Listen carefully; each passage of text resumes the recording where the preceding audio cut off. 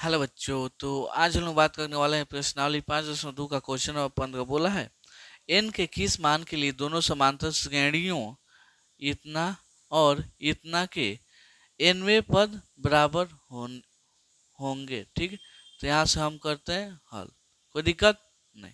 हमको n का मान ज्ञात करना है। तो यहाँ पे आप देख सकते हैं पहला एपी क्या जी, हल करने के लिए यहाँ पे पहला एपी और दूसरा एपी क्या जी, दूसरा एपी दोनों को बराबर करना होगा। क्या जी, पहला एपी और दूसरा एपी को बराबर करना होगा, तभी एन का मान आपको निकाल सकते हैं। ठीक है, तो यहाँ पे इसका ए एन और इसका ए एन दोनों आपस में बराबर होगा। तो ए एन का फॉर्मूला क्या होता है बोलिए। फॉर्मूला होता है आपका A plus N minus one into D. यहाँ पे ये भी फॉर्मूला हो जाएगा A plus N minus one into D. चलिए, कोई दिक्कत, आपको फॉर्मूला पहले से ही मालूम होगा होगा ना। अब हम ये जो देखिएगा ये इस एपी के लिए, ये पहला एपी के लिए है। ठीक है, तो यहाँ पे ए का मान कितना है जी, 63 है, प्लस एन का मान हमको ज्ञात करना है और डी का मान 65 में 63 के 2। ठीक है, ये वाला ये ए का मान इस समीकरण के लिए, इस समीकरण के लिए क्या है जी, ये वाला फॉर्मूला है। ठीक है, तो यहाँ पे ए का मान 3 हो जाएगा, एन माइनस 1, इसमें 10 में से 3 गया 7 आ जाएगा। ठीक है, आपका डी का मान 7।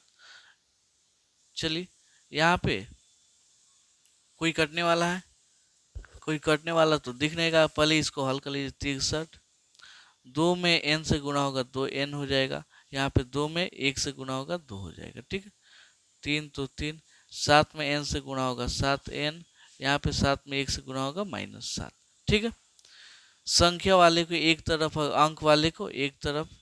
चलिए, 63 में से 2 गया कितना आ जाएगा, 61 आ जाएगा। ठीक है, यहाँ पे यहाँ आप देखिएगा -7 और यहाँ +3, माइनस में 4, यहाँ पे प्लस में 4 हो जाएगा। ठीक है, यहाँ पे 7n, ये 2n देखिएगा प्लस में इधर आ गया तो माइनस में हो जाएगा इतना। अब देखिए 61 में से 4 गया तो आएगा आपका 57। कितना आएगा जी, आपका आ जाएगा 57। चलिए आप देखिएगा थोड़ा सा गलती हो गया है, 61 और 4 कितना हो जाएगा, 65 हो जाएगा। यहाँ पे 7 गो एन में से 2 गो एन गया तो 5 गो एन। ठीक है, कटने वाला है तो काट दीजिए, 65 बटा में 5, ये वाला एन कटेगा, 5 गम 5 30, 13 पचे 65 हो जाएगा आपका। एन का मान कितना आ गया, 13। एन का मान आपका आ गया 13। यही आपका क्या हो जाएगा जी, अतः दोनों समीकरण के लिए nवें पद यानी 13वां पद दोनों आपस में क्या होगा, बराबर होगा। यही क्या हो गया जी, इसका आंसर हो गया। ठीक है, तो उम्मीद करता हूँ आपको ये क्वेश्चन बहुत अच्छे से समझ में आया होगा। चलिए मिलते हैं अगले वीडियो में अगले क्वेश्चन के लिए, तब तक के लिए धन्यवाद।